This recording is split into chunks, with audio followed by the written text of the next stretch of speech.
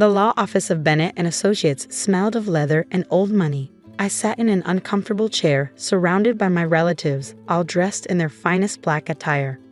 The car accident that took my parents had been 3 weeks ago, but this was the moment everything would change. My name is Sophia Morgan, and I was about to be disinherited. "Let's begin," Mr. Bennett said, adjusting his wire-rimmed glasses. He pulled out a thick envelope, breaking the seal with practiced precision. My Aunt Margaret leaned forward, her jewelry clinking softly.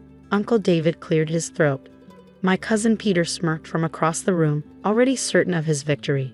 I kept my face carefully neutral, though my hands trembled slightly in my lap. The last conversation I'd had with my parents kept replaying in my mind. "Banking isn't a real career," my father had said, dismissing my work at the local credit union. "Not compared to what Peter's doing in corporate finance." My mother had nodded in agreement. "Really, Sophia, at 28, you should be thinking bigger. Your cousin is already managing millions." They never understood that I'd chosen my job because I wanted to help regular people manage their money, not play with wealthy investors' fortunes. But in the Morgan family, if you weren't chasing millions, you weren't trying. Mr. Bennett's voice brought me back to the present. "To our son Peter Morgan, in recognition of his exceptional business acumen and dedication to the family legacy, we leave our controlling interest in Morgan Investments, valued at approximately $12 million. Peter's smirk widened into a full grin. No surprise there. He'd been my parents' golden child since we were kids. "To Margaret and David Morgan, we leave our summer house in the Hamptons and associated properties." The list went on. Properties, investments, art collections, each piece of my parents' fortune distributed to relatives who'd played their game, who'd chased status and wealth above all else. Finally, Mr. Bennett reached my name. "To our daughter Sophia," he paused, squinting at the paper, "we leave the following message. Your constant refusal to embrace the Morgan family values and ambitions has shown us that you don't deserve a share in what we've built. Perhaps this will finally teach you the importance of proper financial achievement." The room fell silent. Even Peter had the decency to look uncomfortable. "Nothing," I whispered. "They left me nothing." "Well," Aunt Margaret said with false sympathy, "you never did contribute to the family business. Always playing with your little community projects." Those little projects had helped dozens of families avoid foreclosure during the recession. It taught financial literacy to hundreds of people who'd never had the chance to learn. But to my family, if it didn't make millions, it didn't count. "There is one more item," Mr. Bennett interjected, pulling out another envelope. "This was left in my care by your grandfather, Harrison Morgan, before his death 5 years ago. He instructed that it should be delivered to you only after your parents will reading." My grandfather. The thought of him brought unexpected tears to my eyes. He'd been different from the rest of the family, quieter, more thoughtful. He'd actually listened when I talked about my dreams of helping people understand finance. The envelope was heavy, made of thick cream paper. My name was written on it in Grandpa's elegant handwriting. "What is it?" Peter demanded. "Another lecture about family responsibility." I opened it carefully, pulling out several sheets of paper and a key. Old and brass, it looked like something from an antique shop.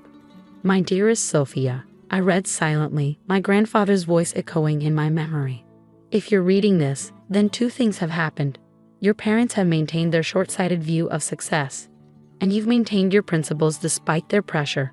I'm proud of you for that.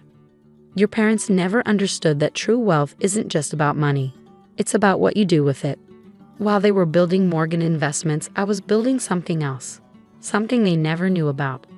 The key you're holding opens a door to a different kind of legacy, one that I've been preparing for someone who understands that finance should serve people, not rule them. Visit the old boathouse at Evergreen Lake. You'll know what to do. All my love, Grandpa Harrison. P.S. Don't tell the others. They wouldn't understand." I looked up to find my relatives staring at me expectantly. "Well?" Peter pressed. "What did the old man leave you? Some worthless advice about helping people?" He laughed at his own joke. I carefully folded the letter and slipped it into my bag, along with the key. "Just some memories," I said quietly. The rest of the meeting passed in a blur. Peter talked excitedly about his plans for Morgan Investments. Aunt Margaret discussed renovating the Hamptons house. Uncle David calculated property values on his phone. I sat silently, thinking about the boathouse at Evergreen Lake. Grandpa had taken me there often when I was young, teaching me to fish while telling stories about his own father, who built our family's fortune from nothing during the Great Depression. "Money is just a tool, Sophia," he'd say, helping me bait my hook. "What matters is how you use it to help others." I've forgotten about those lessons in the years since his death, too busy defending my career choices to my parents. But now, as the meeting ended, Peter caught up with me in the parking lot. "Hey, no hard feelings about the will, right? I mean, you had to know this was coming. You've never shown any real ambition." I looked at my cousin, handsome, confident, and utterly blind to anything beyond profit margins. "You know what, Peter? You're right. I never had the kind of ambition you understand." I got into my modest hybrid car, a stark contrast to his luxury SUV. But maybe I had something better. The drive to Evergreen Lake took 40 minutes, each mile carrying me further from the world of Morgan Investments and closer to whatever secret my grandfather had left behind. The boathouse stood exactly as I remembered it, a weathered wooden structure perched on the lake's edge. In summer, it had housed the family boats. In winter, it had been Grandpa's quiet retreat. My hands shook slightly as I fitted the brass key into the lock. It turned with a solid click. Inside, dust motes danced in the afternoon light streaming through grimy windows. The air smelled of old wood and forgotten memories. Boat hooks hung on the walls. Fishing rods gathered cobwebs in corners. But something was different. The old workbench along the back wall. I remembered it being solid wood, but now I could see seams that shouldn't be there. I ran my fingers along the edge, feeling for, there, a slight indentation. The key fit perfectly. The entire workbench top swung up on hidden hinges, revealing a steel safe built into the foundation. Another keyhole waited, this one modern and electronic. A note was taped to the safe's surface. "Your birthday, the year you decided to help people instead of chase millions." I smiled, remembering. I was 22, fresh out of college. My parents had arranged an interview at a prestigious investment firm. Instead, I'd walked into the local credit union and asked about their community outreach program. I entered the date, 05/17/2017. The safe clicked, then hummed. When it opened, I gasped. Inside were stacks of documents, files, and a leather-bound journal. But it was the letter on top that caught my eye, addressed to the board of directors at Morgan Investments. As I read, my hands began to shake again, but not from nervousness, from shock. From revelation, from the understanding that my grandfather had left me something far more valuable than mere money. He had left me the truth about our family's fortune, and with it, the power to change everything. The leather journal felt heavy in my hands as I sat in my small apartment later that night, surrounded by the documents from Grandpa's safe. What I found was more than just family secrets, it was a carefully orchestrated plan for justice. The first entry was dated 1985. Today, my son showed his true colors. He took credit for James Cooper's market analysis, used it to secure the Peterson account. James was fired. The board praised William's brilliant insight. My son is becoming something I never wanted him to be. I recognized the name. James Cooper had been a junior analyst who'd supposedly made a catastrophic error. He'd disappeared from the financial world afterward. But according to Grandpa's journal, he'd been right all along. More entries followed, each documenting similar incidents: stolen ideas, buried reports, manipulated numbers. My father had built Morgan Investments on other people's work, crushing anyone who got in his way.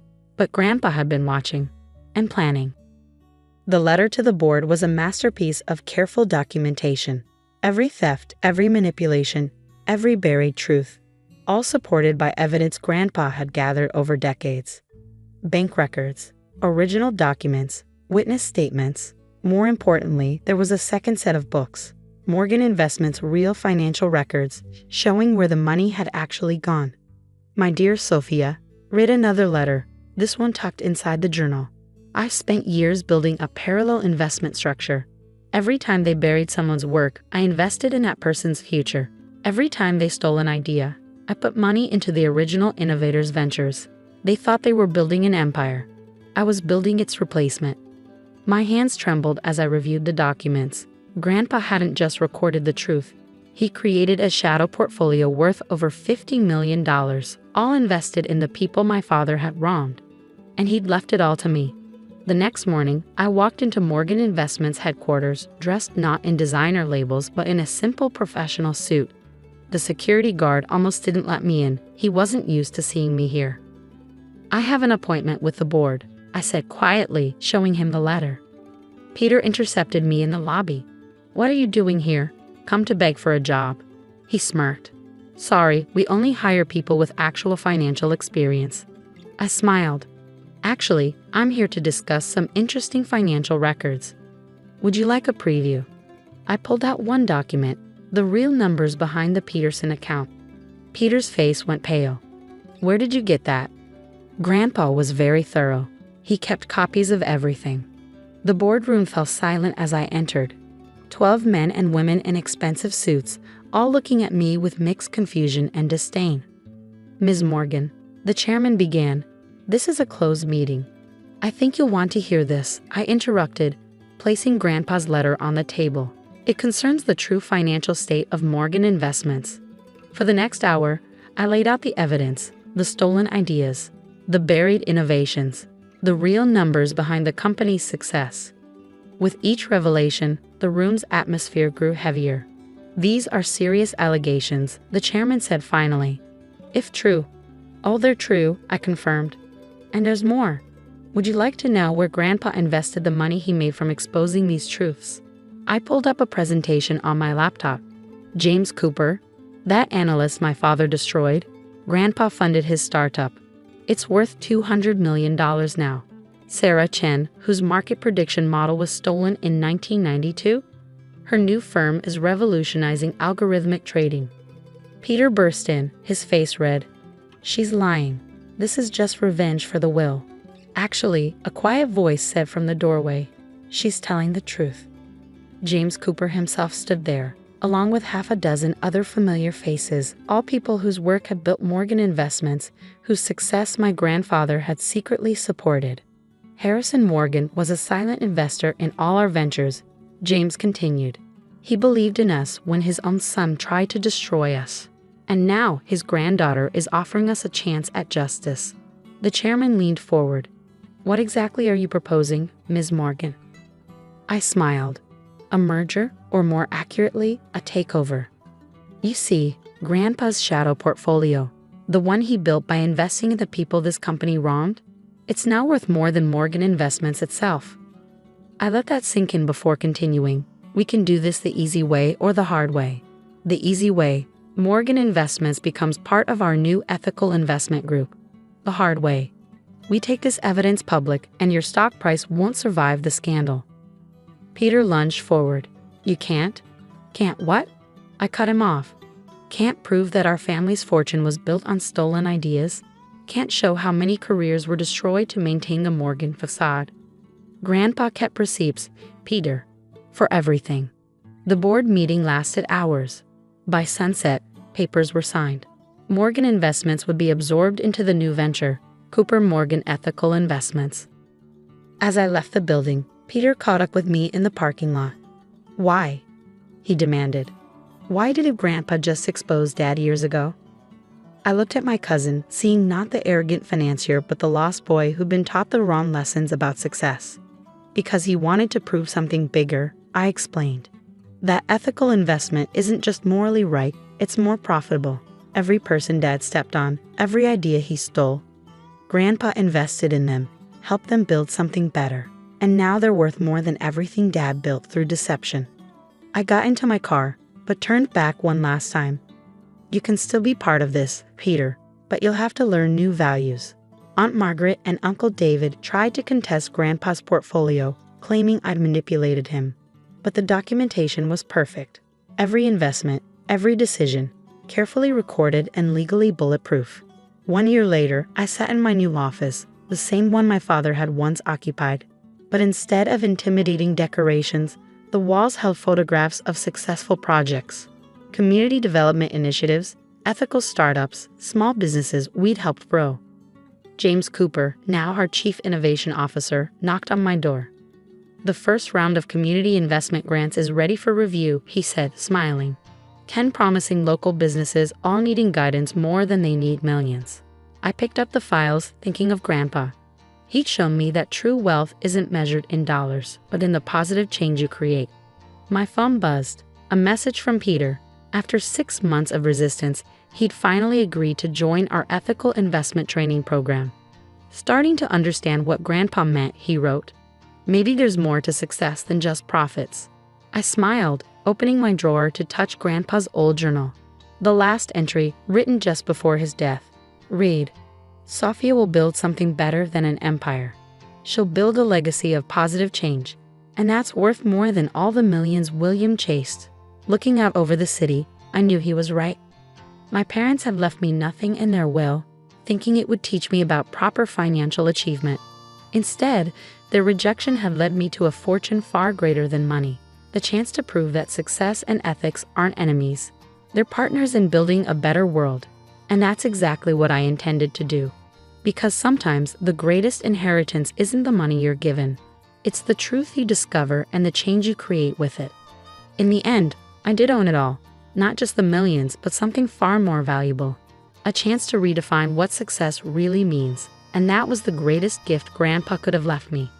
The next morning, I received an unexpected letter. Inside was a photograph I'd never seen before.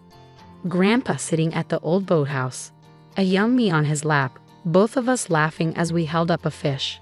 On the back, in his familiar handwriting, "Remember, Sophia, the best investments aren't in stocks or bonds. They're in people, in dreams, in doing what's right. You've proven you understand that. Now show the world." I pinned the photo on my office wall, right next to our company's new mission statement, "Building wealth through ethical investment, one community at a time." Grandpa had given me more than just a fortune. He'd given me a purpose, and every day, as I helped another small business grow or funded another innovative idea, I knew I was building something he would be proud of. Something worth more than all the millions in the world. A legacy of positive change. "I'm sorry, Amanda. I just wanted to know what it felt like to be you." I watched my sister being led away in handcuffs, feeling a complex mix of emotions. Anger, pity, grief, relief. 5 years of undercover work had finally brought justice for our parents, but the price had been higher than I'd imagined. Later that evening, I sat in my old office, truly mine again, looking through family photos. Sarah came in, holding 2 cups of coffee. "All the arrests are complete," she reported. "The entire organization is being dismantled. Your parents' killers will face justice." I nodded, picking up a photo of Lisa and me as children, smiling, arms around each other. "What about Lisa?" "She's cooperating. Her testimony will help ensure everyone involved pays for their crimes." Sarah paused. "Including herself. She'll go to prison." "Yes, but her cooperation will be taken into consideration at sentencing." I set the photo down, thinking about choices and consequences. You know what the hardest part is? Understanding how she could do this. Not just stealing my identity, but working with the people who killed our parents. Sarah sat down across from me. People can justify anything when they're scared and alone. She lost her parents and her sister in one night. The people who caused that loss offered her a way to feel powerful instead of vulnerable. By becoming me. By becoming who she thought you were. Strong, successful, fearless. She didn't realize that the real you was up there fighting for justice, not running away. I stood up, walking to the window. The city lights twinkled in the darkness, the same view I'd had 5 years ago when I made the decision to go undercover. "What now?" Sarah asked. "Now I rebuild," I said. "The company, my life, maybe even, eventually, my relationship with Lisa. She's still my sister, despite everything." "That's very forgiving of you." I turned back to her. "Not forgiveness. Not yet. But understanding, maybe. We both lost our parents that night, and we both chose different paths to deal with that loss. I chose justice. She chose survival. The wrong kind of survival, but still." "You could walk away," Sarah pointed out. "Let her face the consequences of her choices without looking back." I shook my head. "That's what I did last time, even if it was for the right reasons. Running away, letting her think I was dead, it helped create this situation. This time I need to stay, face the mess, help her find a better path if I can." Sarah smiled. "You're a better person than most would be in this situation." "No," I said, picking up the family photo again. Just someone who finally understands that sometimes the hardest choices aren't between right and wrong, but between different kinds of pain. Over the next few months, life settled into a new rhythm. I testified at multiple trials, watching as the organization that killed my parents was systematically dismantled. Lisa's cooperation proved invaluable, leading to even more arrests. I visited her in prison regularly. Our conversations were difficult at first, full of accusations and explanations. But gradually we began to rebuild something. Not the close relationship we had as children, but something new, tempered by understanding and hard truths. "I used to dream about you coming back," she told me during one visit. "But in my dreams, you came back to find me still being Lisa, still being the sister you left behind. Instead, you found this." "We can't go back," I said. "But we can go forward. When you get out, there will be a place for you. Not as me, but as yourself." She smiled sadly. "I'm not sure I remember how to be myself anymore." "Then we'll figure it out together." 1 year after the courtroom revelation, I stood in the cemetery at our parents' grave. The case was finally closed, all the perpetrators sentenced, justice served. But closure, I was learning, didn't mean an end to grief or complexity. Lisa would be in prison for several more years. The company was thriving under my leadership. Life had moved on, as it always does.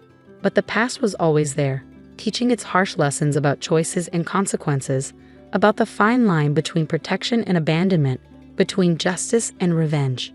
"Have you seen the comments?" she asked when I picked up.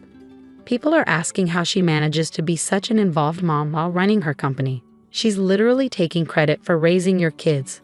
"I know," I said, gripping my phone tighter. I placed flowers on the grave, thinking about family and forgiveness, about the choices we make in moments of fear and pain, about sisters who lose their way and find it again, about the long road back from betrayal. "I did it, Mom and Dad," I whispered. "I found the truth. And maybe, in time, I'll find a way to help Lisa find her truth too. And I'm done letting her get away with it." That evening, after the kids were in bed, I sat at my kitchen table with my laptop open to my carefully organized evidence folder. 3 years of documentation, screenshots, videos, dated photos proving the kids were with me during moments she claimed as her own. I'd also discovered something else during my research. Amanda's company wasn't doing as well as she claimed. The marketing firm she ran was struggling, propped up mainly by the income from her parenting influencer career, a career built entirely on my children. "What are you going to do?" Kate asked when I called to update her. "First, I'm going to talk to a lawyer," I said. "Then I'm going to give Amanda one chance to come clean." The next morning, I met with Sarah Chen, a lawyer specializing in social media and intellectual property rights. "This is unprecedented," Sarah said, reviewing my evidence. "She's effectively created a false identity using your children as props.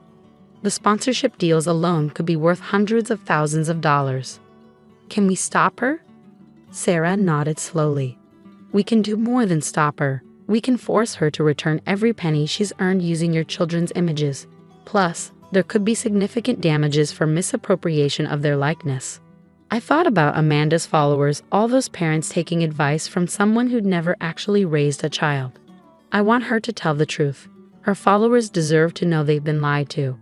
That could destroy her career, Sarah warned. She destroyed her own career the moment she decided to use my children to build it. As if on cue, my phone buzzed with a text from Amanda. "Coming over Sunday as usual. Have a fun craft plan for the kids." I showed the message to Sarah. She has no idea I know everything. "Perfect," Sarah said, pulling out some papers. "Let's make sure we have everything in order before you confront her." The next few days were a blur of legal preparations and evidence organizing. I told Tom what I was planning, showing him the full scope of his sister's deception. He was stunned. "All this time," he asked, scrolling through the documentation, "she's been profiting from our kids?" "Not just profiting," I said. "She's been living a complete lie, and it needs to stop." Sunday arrived bright and clear. Amanda showed up at our door at her usual time, carrying bags of craft supplies and her ever-present phone. "Where are my favorite little artists?" she called out as she breezed into the house. "They're not your little artists," I said quietly. "They're not your anything, Amanda." She froze, turning to look at me. "What?" I gestured to the dining room table, where my laptop was open to her ParentingToday.com feature. We need to talk about how you've been using my children to build your brand. Her smile faltered but didn't quite disappear. Lauren, you're being dramatic. I just share our family moments. No, I cut her off. You share my family's moments and pretend they're yours. You've built an entire career claiming to be something you're not. I never explicitly said. Really? I opened my laptop and started playing a video, her latest podcast interview. Her voice filled the room. As a working mom, I've learned that quality time with my kids is what matters most. I stopped the video. Want to explain how they're your kids, Amanda? The smile finally dropped from her face. I can explain. Yes, I said firmly. You can, and you will. But first, you're going to sit down and listen to exactly what's going to happen next. Amanda sank into a chair, her perfectly curated confidence crumbling. Lauren, please, my followers. Your followers deserve the truth, I said, opening my evidence folder. Let me show you exactly what I have. For the next hour, I laid it all out. Every false claim, every misused photo, every sponsorship deal she'd secured using my children's images. I showed her the legal documents Sarah had prepared, explaining exactly how much trouble she was in. The companies you partnered with, I said, pulling up contracts. They paid you to promote products using your supposed experience as a mother. That's fraud, Amanda. Criminal fraud. Her face had gone pale, her hands twisting in her lap. I never meant for it to go this far, she whispered. It started with just a few posts, and people assumed, and then the followers started growing, and the opportunities. And you just couldn't stop lying? I asked. Couldn't stop pretending my children were yours. I love them like they're mine, she protested. I've been here every week, been part of their lives. As their aunt, I cut in. Not their mother. I'm their mother, Amanda. I'm the one who's been here every day, not just for the Instagram-worthy moments, but for the tantrums and the sick days and the middle-of-the-night nightmares. Tom chose that moment to walk in, having heard everything from the kitchen. How could you do this, Amanda? She turned to her brother, tears welling up. Tom, please. You know how much I care about the kids. Care about them? He asked, his voice hard. You've been exploiting them, using them to make money and build your brand. Did you ever think about what this might do to them? They love me, she said weakly. Yes, they do, I agreed. Which is why we're going to handle this carefully. You have two choices. She looked up, hope flickering across her face. Option 1. You come clean. Post a full confession explaining that you've been lying to your followers. Return all the money you make from sponsorships and speaking engagements. Sign an agreement never to use Oliver and Sophie's images again. That would destroy everything I've built, she whispered. Option 2. We let our lawyer handle it. The fraud charges, the misappropriation of likeness, everything. It goes public anyway, but this time with legal consequences. Amanda stood up suddenly, pacing the room. You don't understand what this would mean. My company's struggling. The influencer income is all that's keeping it afloat. I'd lose everything. You should have thought of that before you started stealing my children's identity, I said firmly. She stopped pacing, turning to face us. What about a compromise? I could say they're my niece and nephew, keep the brand but be honest about. No, Tom interrupted. No more using them at all. It's over, Amanda. She sank back into her chair, the full weight of her situation finally hitting her. How long do I have to decide? 24 hours, I said, sliding a business card across the table. That's our lawyer's number. Either you call her tomorrow with your decision to come clean voluntarily, or she starts proceedings. And the Sunday visits? She asked in a small voice. Tom and I exchanged glances. We discussed this part extensively. That depends on how you handle this, I said carefully. If you take responsibility, show real remorse, and respect our boundaries going forward, we can slowly rebuild trust. But it will take time. After Amanda left, looking shell-shocked and defeated, Tom and I sat in silence for a while. Do you think we did the right thing? He finally asked. I pulled up her Instagram feed one last time. All those perfectly staged photos of my children, all those lies about motherhood and parenting. Yes, I said firmly. She needs to face reality, and her followers deserve to know the truth. The next 24 hours were tense. Oliver and Sophie, unaware of the drama unfolding, asked why Aunt Amanda had left so quickly without doing crafts. We made up an excuse about her not feeling well. At exactly 3 p.m. the next day, my phone buzzed with a text from Amanda. "I'll do it. I'll tell the truth." What followed was a carefully orchestrated process of coming clean. With our lawyer's oversight, Amanda posted a lengthy confession on all her social media platforms. She admitted that Oliver and Sophie were her niece and nephew, not her children. She acknowledged that she had built her brand on a lie, apologized to her followers, and announced she would be returning all sponsorship money. The backlash was immediate and intense. Her followers were outraged, feeling betrayed by someone they had trusted for parenting advice. Brands demanded their money back. Speaking engagements were canceled. Her perfect parenting empire crumbled in a matter of days. But something unexpected happened too. Some followers, while disappointed by the deception, appreciated her honesty in coming clean. A few even suggested she pivot her platform to focus on her real experiences as an aunt who loved her niece and nephew. 6 months have passed since Amanda's confession. Her marketing firm didn't survive the scandal. But she's slowly rebuilding her life, this time based on truth. She scaled back her social media presence, focusing instead on actual marketing work for small businesses. Our relationship is different now. The Sunday visits haven't resumed yet. We're all still processing and healing. But she sends cards to the kids, and we send her photos occasionally with the strict understanding that they're not to be shared online. Last week, she sent me a letter. "Lauren, I've been doing a lot of therapy trying to understand why I created this elaborate lie. The truth is, I was jealous, not just of your beautiful children, but of the life you've built. I convinced myself that borrowing your family for my social media wasn't hurting anyone. I was wrong. I miss Oliver and Sophie terribly, but I understand why we need this distance. I'm working on being someone worthy of being in their lives again, not as a fake mother for Instagram, but as a real aunt who respects boundaries and tells the truth.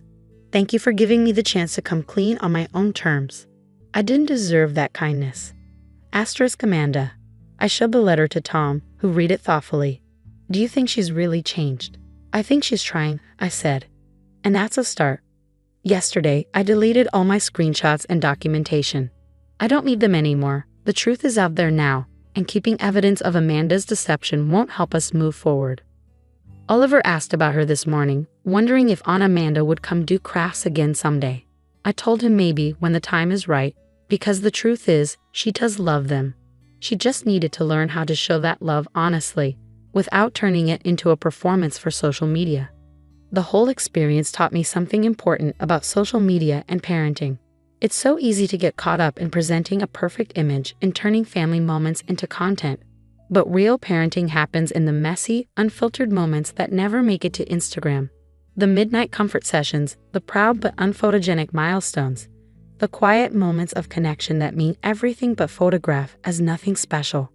Amanda's perfect parenting empire was built on stolen moments and lies. But maybe somewhere in this mess, she's finally learning what real family means: messy, imperfect, but true. As for me, I still take plenty of photos of my children, but I'm more thoughtful now about what I share and why. Some moments are just for us, perfect in their privacy, beautiful in their authenticity. And that's worth more than all the Instagram followers in the world.